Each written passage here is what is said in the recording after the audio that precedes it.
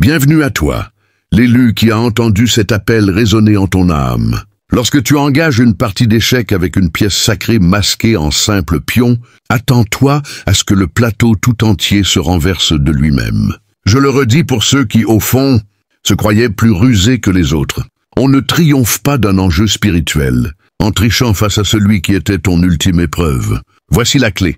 La plupart des manipulateurs ne mesurent jamais les enjeux réels. Certaines âmes surgissent dans ton existence non pour être exploitées, mais pour te jauger. Et quand elles ratent cette épreuve, l'univers ne se limite pas à un retrait discret. Il remanie leur réalité entière. Permets-moi de te livrer une vérité crue.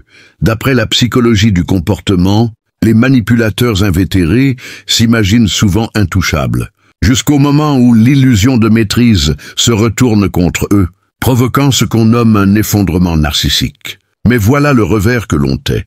Quand tu t'en prends à un élu, ce n'est pas seulement ton ego qui s'écroule, c'est l'architecture complète de ton existence. En cet instant, quelqu'un qui se prenait pour un dieu dans ta vie découvre qu'il n'est même pas digne d'un rôle secondaire. Dans ton destin, ils ont tenté de briser ta sérénité, de ternir ta réputation, de semer le doute dans ton esprit.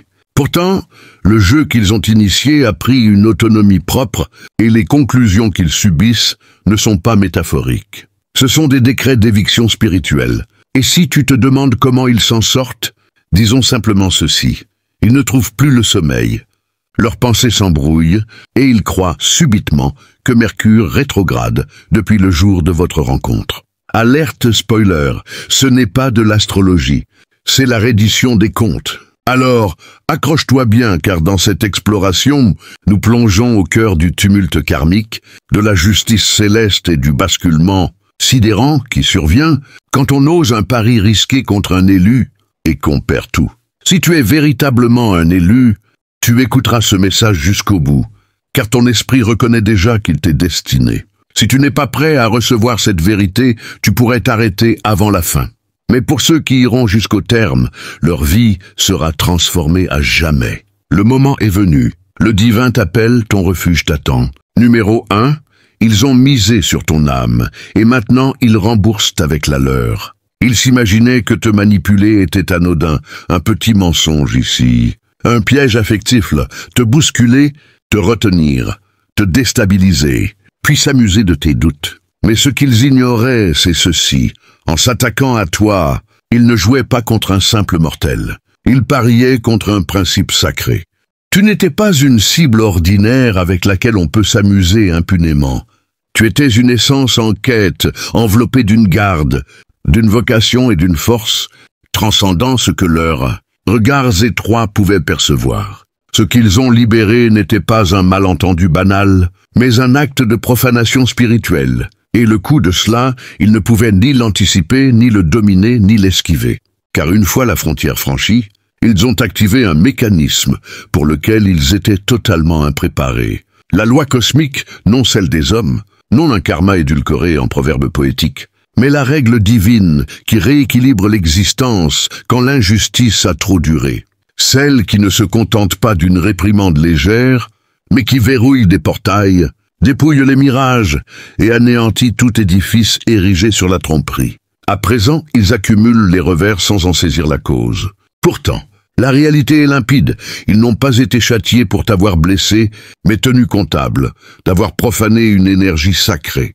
Tu as été placé sur leur chemin non comme un jouet, mais comme une épreuve, un reflet, une ligne de vie. Or, ils ont traité ton essence comme un divertissement futile. Et voilà que la partie s'achève. Les paris étaient bien plus élevés qu'ils ne l'imaginaient. Ils ne t'ont pas seulement nui, ils ont transgressé l'harmonie céleste, scellant ainsi leur propre sort. Ils te voyaient comme une âme fragile, trop bienveillante, trop tolérante, mais ils ont omis la puissance qui veillait derrière ta douceur. Ils n'ont pas compris que te heurter déclenchait des répercussions universelles. Et désormais, ces retours se manifestent plus vite qu'ils ne peuvent les rationaliser. Les clôtures qui émergent dans leur vie ne sont pas fortuites. Ce ne sont pas de simples passages à vide ou des coups du sort. Ce sont des jugements spirituels. Le manège qu'ils ont lancé échappe à leur emprise. et l'énergie même qu'ils ont employée pour te piéger renverse à présent leur univers. Non parce que tu les as condamnés, mais parce que la sauvegarde divine ne badine pas avec les choisis. Elle agit pour de vrai. Numéro 2, ils ignoraient que tu étais gardé par des serfs célestes. Ils te prenaient pour une proie facile à dominer, quelqu'un qu'on peut séduire, berner ou piétiner sans retour de flamme. Ce qu'ils n'ont pas saisi, c'est que ton existence est couverte par une disposition divine, un pacte invisible gravé avant même votre croisement. Tu es arrivé en ce monde avec une armure spirituelle qu'ils ne pouvaient ni détecter ni appréhender. Des frontières invisibles protègent ton parcours, que nul ne peut violer sans en payer le prix fort. Ils n'avaient pas conscience d'entrer en zone interdite, où la miséricorde a ses bornes. Ils te jugeaient vulnérable, ingénu. Mais en réalité, ils ont activé un protocole de riposte divine qui ne sommeille jamais. Peut-être n'as-tu pas riposté comme ils l'anticipaient. Tu n'as pas dénoncé, querellé ni contre-attaqué. Mais ce mutisme n'était pas vide. Il était sain, car quand un élu se contient, les cieux l'observent. Et quand les cieux interviennent, ils ne font pas les choses à moitié. Ils déconstruisent tout ce qui est factice. Ils tranchent à la racine, non à la surface. Ils ont brisé un code occulte, sans en avoir idée. Ils ont manqué de révérence envers celui qui était une grâce envoyée. À présent, ils se réveillent face à une cascade de pertes qui paraissent hasardeuses, mais qui sont en fait des rectifications. Les perspectives professionnelles qui s'évaporent, les liens qui se rompent abruptement, la quiétude qui fuit éternellement. Ce n'est pas de l'infortune, c'est la disposition divine qui les rattrape. Le plus fou, c'est qu'ils avaient une opportunité. S'ils t'avaient respecté, appuyé ou simplement ignoré, le cours aurait pu diverger. Mais leur vanité n'a pu résister à l'envie de te sonder, et cette même vanité, qui les gonflait d'orgueil, les plonge maintenant dans un désordre visible et intime. La garde autour de ton existence n'est pas clémente quand on outrepasse. Elle est précise comme un scalpel. Ils n'ont pas seulement joué avec toi, ils ont altéré un contrat spirituel. Ils ont perturbé un trajet élu. Et ce type de faute entraîne toujours des suites. Le péril ne résidait pas dans ce que tu paraissais, mais dans ce que tu incarnes. Une âme abritée, élue et défendue. Ils n'ont pas lu la disposition divine, mais ils en acquittent chaque terme désormais. Numéro 3. Le déguisement qu'ils arboraient pour te leurrer s'est fondu à leur être. Ils ont si bien porté ce voile que même tes intuitions en ont été ébranlées. Ils ont feint l'attention, le soutien, la compréhension. En vérité, chaque geste était orchestré. Chaque parole taillée pour distordre ta vue et jouer sur tes sentiments. C'était une mise en scène, et un temps, elle a fonctionné. Ils ont incarné la victime, le complice, l'amant, le confident loyal, tout ce qui leur ouvrait l'accès à ta clarté. Mais la vérité sur les masques est celle-ci. Plus on les endosse longtemps, plus ils adhèrent indéfectiblement. À présent, ce masque s'est incrusté sur leur visage. Ils ont tant menti que les faux-semblants ont imprégné leur essence. Ils ont manipulé si durablement qu'ils ont oublié comment tisser des liens sincères. Leur identité est captive de l'illusion qu'ils ont forgée pour te capturer. Ils ne simulent plus. Ils sont devenus ce personnage artificiel. Et le plus terrifiant, c'est que ce rôle se retourne contre eux. Quand on arbore un faux visage trop longtemps, on perd le lien avec son authenticité profonde. Leur âme gît ensevelie sous des strates de duplicité, d'arrogance et d'angoisse. Au final, le masque ne dissimule plus seulement leur vérité. Il ravage ce qui subsiste en dessous. Voilà où ils en sont. Ils ignorent qui ils sont sans cette comédie. Ils ne peuvent être vrais, car la vérité exige une vulnérabilité qu'ils ont incendiée avec tous ceux qu'ils ont exploités. Le charisme qu'ils déployaient s'essouffle. La compassion feinte qu'ils usaient pour susciter la pitié est désormais perçue comme une ruse par ceux qu'ils ont dupés. Ils perdent leur crédit, leur image se fissure en sourdine. Les autres s'écartent non par scandale, mais par un inconfort diffus, car l'aura qui les entoure paraît contrainte, factice et volatile. Le masque leur a octroyé un pouvoir éphémère, mais il est devenu leur geôle. Ils ne peuvent l'ôter sans révéler tous les méfaits commis pour le maintenir. Et voici le basculement. Ils s'attendaient à ton effondrement. Mais toi, tu as cicatrisé, progressé, discerné, tandis qu'ils stagnent, figés dans l'identité qu'ils ont inventée pour dominer autrui. Ils croyaient dominer. Au lieu de cela, ils se sont piégés eux-mêmes. Désormais, ils ne dupent plus quiconque, pas même leur reflet dans le miroir. Numéro 4. Ils ont raillé ta souffrance. À présent, ils endurent sans spectateur. Ils se gaussaient de toi à ton nadir. Ils tournaient tes crises en dérision, comme un spectacle gratuit. Ils riaient en cachette, lançaient des piques en public, faisaient de ton tourment le clou de leurs bavardages intimes. Pour eux, ta douleur était une faille, et ton silence une capitulation. Ils n'ont jamais envisagé que ce silence soit un sanctuaire où ta régénération s'opérait et où leur karma s'inscrivait. Ils se sentaient invincibles en te moquant, d'autant plus avec un auditoire. Les commérages leur conféraient un rang. Ton nom leur offrait une visibilité, mais voilà que la galerie s'est vidée. Les lumières s'éteignent, et la scène bâtie sur ton malheur est désertée. Ce qu'ils n'avaient pas prévu, c'est l'isolement qui suit quand on se fait connaître pour rabaisser plutôt qu'élever. À présent, ils pâtissent en solitaire, et ce n'est pas une affliction qui attire l'empathie. Ce n'est pas un fardeau partageable. Cette peine est muette, oppressante, imprégnée d'une honte qui surgit quand on admet son erreur totale. Ils ne peuvent afficher leur affliction sur les réseaux. Ils ne peuvent tweeter leurs remords, car cela équivaudrait à avouer leurs actes. Ils sont cloîtrés dans une prison émotionnelle et les parois se resserrent. Plus d'ovations, plus d'oreilles attentives. Les complices de leur rire se font suspicieux, distants ou absents. Et voilà qu'ils saisissent une réalité cruelle. Ils ont fait de ta souffrance un cirque et l'existence a mué la leur en un film silencieux. Sans foule, sans bravo, sans issue, ce qui les fracture n'est pas seulement la douleur, mais le silence qu'ils ont jadis tourné en ridicule. Ils en savourent enfin l'amertume, mais au lieu de s'y régénérer comme toi, ils s'y noient. Ils manquent d'ancrage, de grâce, de lumière. Car quand on se nourrit de la misère d'autrui pour gonfler son ego, la vie vous conduit en un lieu où cet ego est impuissant. Ils t'ont vu ramper et s'en sont divertis. À présent, ils chutent sans témoin, sans que quiconque s'en soucie assez pour tendre la main. Numéro 5. Leur existence entière se mue en zone de pollution spirituelle. Tout ce qu'ils maîtrisaient jadis glisse entre leurs doigts. Les domaines où ils exerçaient leur emprise, leur duplicité et leur contrôle se retournent contre eux.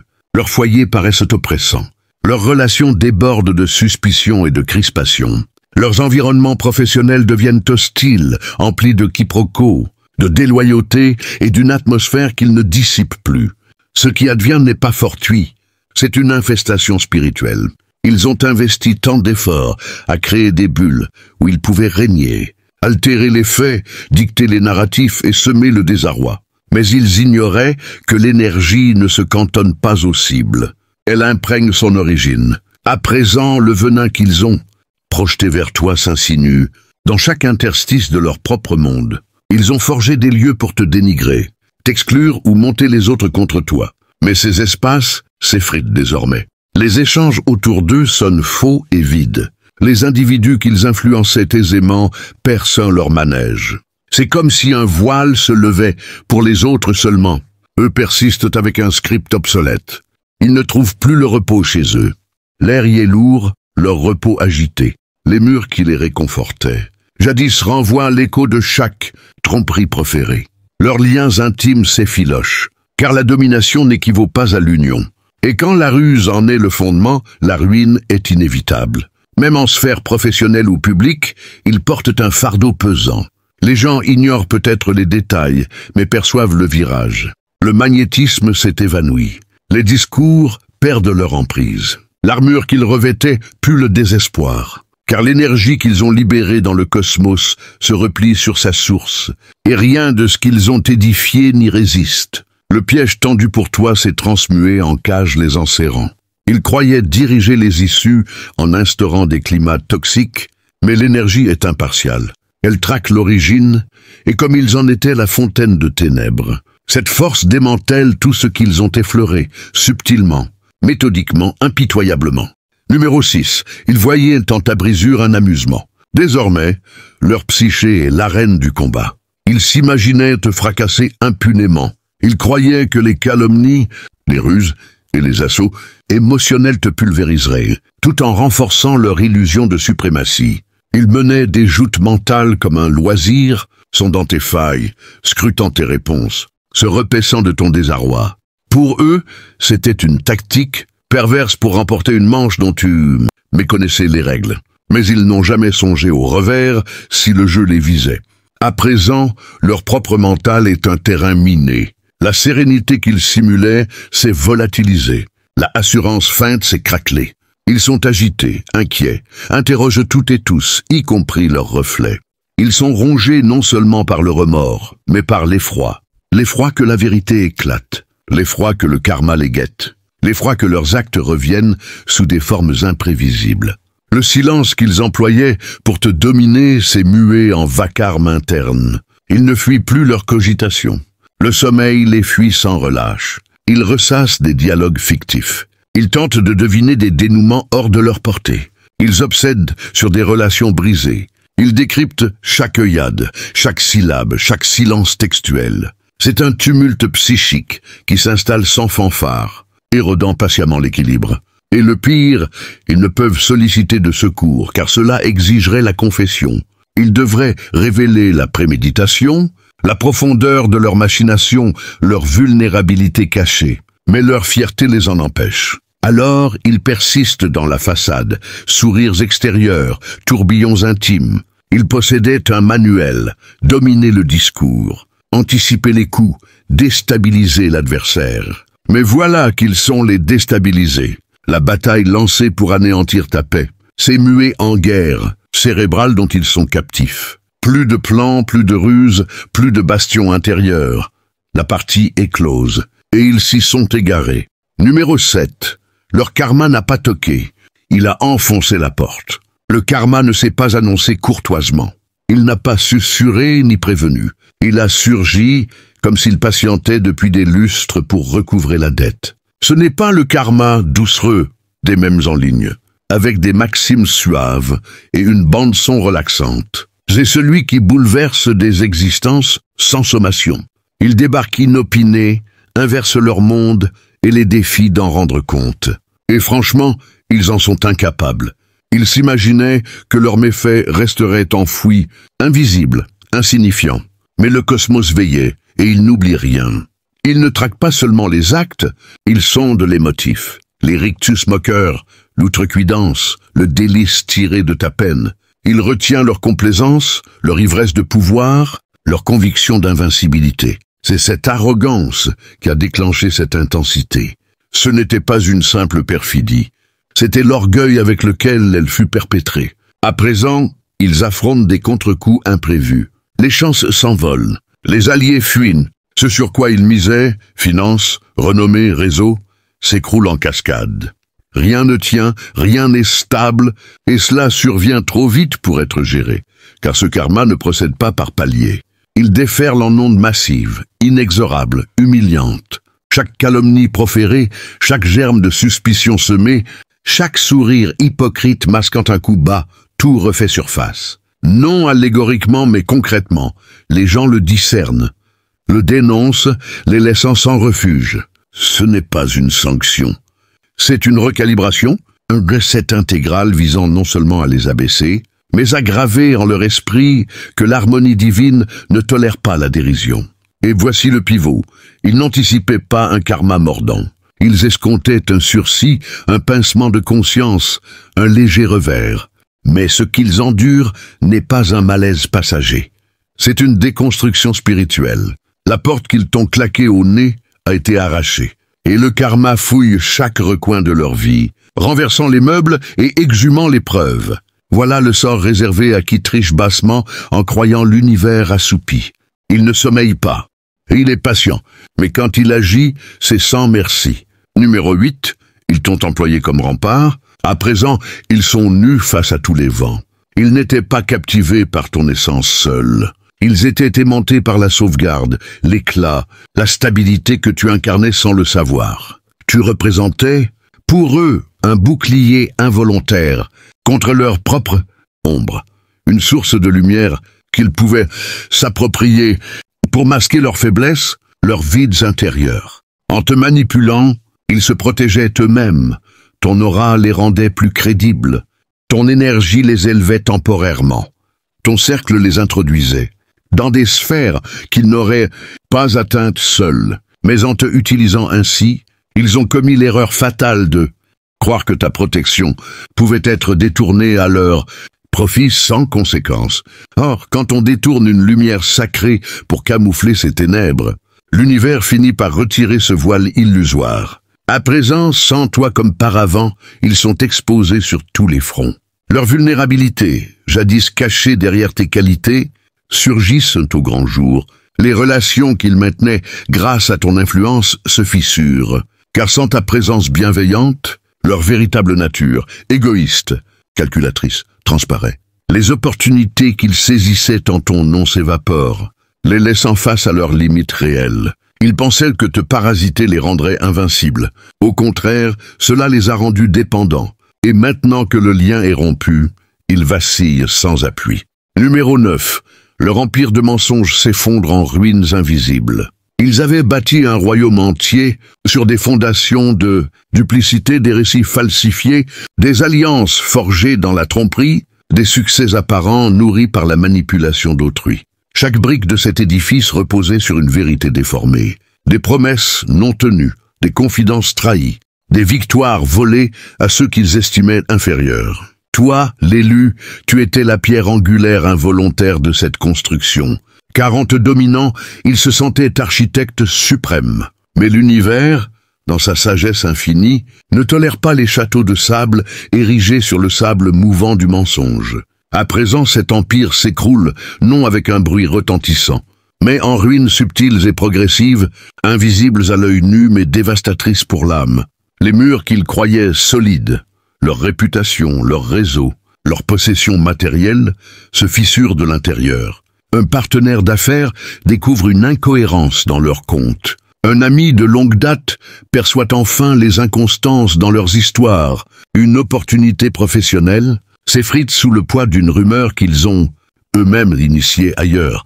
Ce n'est pas un cataclysme spectaculaire, c'est une érosion spirituelle où chaque mensonge passé revient comme un acide rongeant les liens.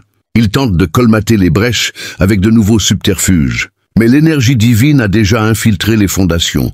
Plus rien ne tient, car tout était illusoire. Le plus profond de cette chute, c'est la perte de soi. En mentant si souvent, ils ont oublié leur vérité originelle, et maintenant que l'Empire tombe, ils errent dans les décombres sans savoir qui ils sont vraiment. Toi, par contraste, tu construis sur des bases authentiques, et ton royaume spirituel s'élève tandis que le leur s'engloutit. C'est la leçon cosmique, les empires du faux ne durent pas.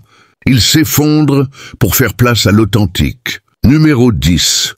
La lumière qu'ils ont tenté d'éteindre illumine maintenant leur obscurité. En s'attaquant à toi, ils visaient à dimmer ton éclat intérieur, croyant que ton extinction les rendrait plus brillants par comparaison. Ils ont sapé ta confiance, semé des doutes sur ton chemin, tenté de te plonger dans les ténèbres pour que leurs propres lueurs factices paraissent plus vives. Mais voici la vérité éternelle de l'univers. La lumière divine ne s'éteint pas. Elle se reflète et s'amplifie. À présent, cette même clarté que tu y portes, celle qu'ils ont méprisée, se retourne contre eux comme un phare révélateur, illuminant chaque recoin sombre de leur existence. Leurs secrets, jadis enfouis dans l'ombre de leur manipulation, émergeant en pleine lumière. Des relations passées reviennent hantées, des erreurs oubliées ressurgissent via des connexions inattendues. Des vérités réprimées éclatent au grand jour par des synchronicités cosmiques. Ils fuient cette illumination car elle expose non seulement leurs actes, mais leurs motivations les plus viles, la jalousie, la peur de leur propre insignifiance, le vide spirituel qu'ils masquaient en te parasitant. Le plus profond, c'est que cette lumière ne punit pas.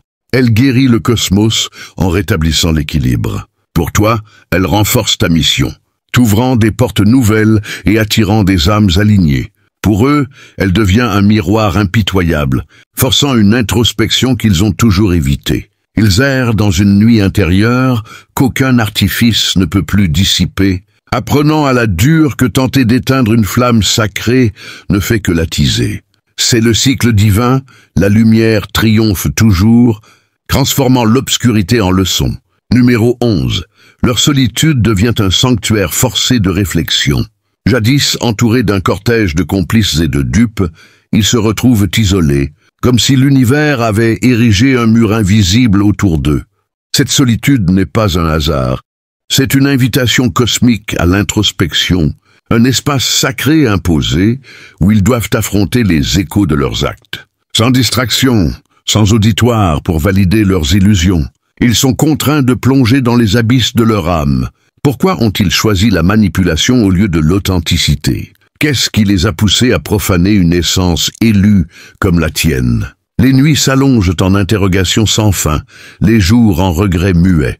Mais dans cette profondeur, il y a un potentiel de rédemption, si tant est qu'ils l'embrassent. L'univers ne les abandonne pas par vengeance. Il les isole pour qu'ils renaissent, pour qu'ils apprennent que la vraie connexion naît de la vulnérabilité, non du contrôle. Toi, l'élu, tu as traversé une solitude similaire, mais elle t'a fortifié. Pour eux, elle pourrait être le creuset d'une transformation ou le tombeau de leur ego persistant. C'est le mystère divin. La solitude n'est pas une punition, mais un portail vers l'éveil si on ose le franchir. Numéro 12. L'univers réécrit leur histoire avec une plume de justice.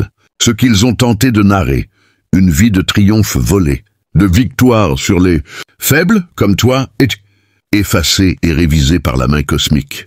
Chaque chapitre de leur existence est relu à la lumière de la vérité. Les succès, bâtis sur ta souffrance, se révèlent des mirages. Les alliances, forgées dans la ruse, se dissolvent en trahison mutuelle. À présent, leur biographie se réécrit en termes de leçons karmiques, où chaque acte de malveillance devient un pivot vers la correction. Ils assistent, impuissants, à cette réécriture, des opportunités perdues qui les forcent à recommencer à zéro, des révélations qui les humilient publiquement, des synchronicités qui les confrontent à leur miroir passé. Le plus profond, c'est que cette justice n'est pas vengeresse, elle est restauratrice, réalignant leur trajectoire vers une authenticité qu'ils ont fui. Toi, l'élu, ton histoire s'enrichit de gloire spirituelle, tandis que la leur devient un conte d'avertissement. C'est la plume divine en action. Elle ne détruit pas sans but. Elle réécrit pour élever l'ensemble. Numéro 13. Leur chute devient ta consécration. Chaque pas qu'ils ont tenté pour t'éteindre n'a fait qu'amplifier ta lumière. L'univers, dans son infinie justice, transforme leurs assauts en tremplin pour ton ascension. Là où ils cherchaient à t'enfermer dans l'ombre, tu émerges plus fort, plus clair, plus aligné avec ta mission divine. Leur tentative de briser ton esprit a forgé une résilience sacrée, et leur effondrement sert de témoignage vivant. Nul ne peut défier un élu sans que le cosmos ne rétablisse l'équilibre. À présent tu marches dans ta vérité, tandis qu'ils errent dans les débris de leurs illusions. Ce n'est pas une vengeance, mais une célébration de la lumière qui ne s'éteint jamais. Élève-toi, car ton heure brille, et l'univers chante ton nom. Le nombre 888 vibre d'une énergie puissante en numérologie spirituelle, symbolisant l'abondance infinie, l'équilibre cosmique et la manifestation divine. Il représente un cycle complet, où les énergies du karma, de la justice et de la prospérité s'alignent. Dans le contexte de ce script, 888 reflète la perfection de l'ordre divin à l'œuvre. Les manipulateurs affrontent les conséquences de leurs actes, tandis que l'élu reçoit des bénédictions amplifiées. C'est un rappel que l'univers récompense ceux qui restent fidèles à leur vérité, transformant les épreuves en triomphe. Ce nombre scelle la promesse que ta lumière, protégée par des forces supérieures, prédominera toujours. Paix et abondance à toi, l'élu.